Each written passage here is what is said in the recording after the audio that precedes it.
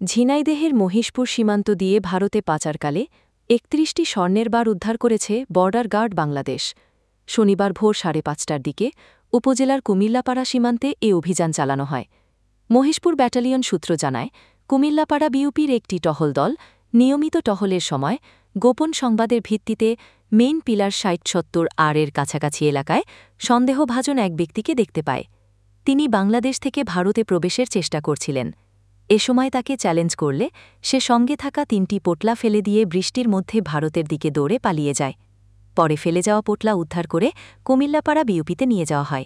সেখানে পোটলাগুলো খুলে ৩১টি স্বর্ণের বার পাওয়া যায়, যার মোট ওজন ৪ কেজি ২০৩.১১ গ্রাম। বিজিবির হিসাবে উদ্ধারকৃত স্বর্ণের বাজার মূল্য ৫,৮৩,৩৬১৮ টাকা।